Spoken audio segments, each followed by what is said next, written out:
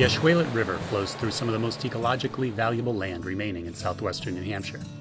Historically, the river supported significant runs of migratory fish, but it also played an important role in the Industrial Revolution, with dams on the river powering numerous mills and other factories in the 19th and 20th centuries.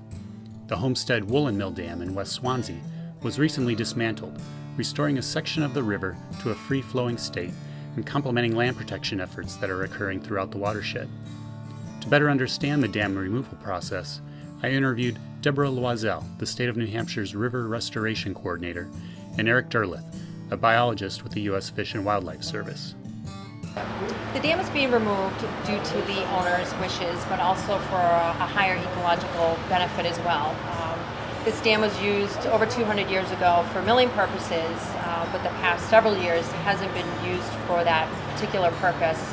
And the dam owner chose to remove it as a result of that because they don't intend to use it for any additional hydropower in the future or any other needs. This dam is an obstruction both to fish, macroinvertebrates, and just the free-flowing river capabilities, and has some high ecological downsides to that. And so this is why the owner also wished to remove the dam as well, to provide those high ecological benefits to allow fish passage. The removal of this dam will actually open up 24 miles of free-flowing stream, which is pretty phenomenal.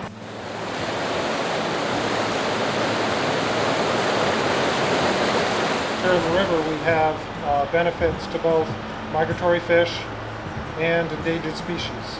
The river here has a population of dwarf wedge mussels, which are federally listed species. The listed mussel is found upstream of the dam and the bridge, and through the dam removal we hope to see the spread of the mussel downstream into appropriate habitat, along with its host fish, which is a small darter called the tessellated darter. We relocated 300 dwarf wedge mussels during the drawdown, right after the drawdown, after we breached the dam, and that was just that species. There's 5 other species found in the river, many of them much more abundant than the dwarf wedge mussels, and a lot of those were relocated to deeper water as we did the drawdown.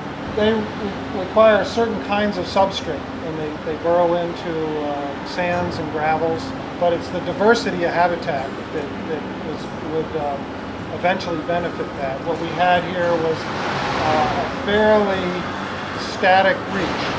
The water was more pond-like in the river, and now we're going to have a greater diversity with sediments redistributing, pools getting a little deeper in some places, riffles forming in other places. And that all should benefit not just the dwarf wedge mussel, but both the fish and other mussel species that are in the river. One of the reasons we're doing the project as well is for the eventual restoration of migratory fish to the river. We have American shad and blueback herring and Atlantic salmon, American eel, that are found in the river. There's dams on the main stem of the Connecticut River. The Ashuelot River is a tributary of the Connecticut River. There's fish passage on those dams. And on the Ashuelot River, there's a dam very close to the mouth in Hinsdale, the Fisk Mill Dam, and that's actually getting a fish passage structure built on it right now. The dam is going to remain in place as a power generating dam. And then the next 2 dams upstream of that do not have fish passage on it currently, but the long-term hope would be that eventually we would get fish passage.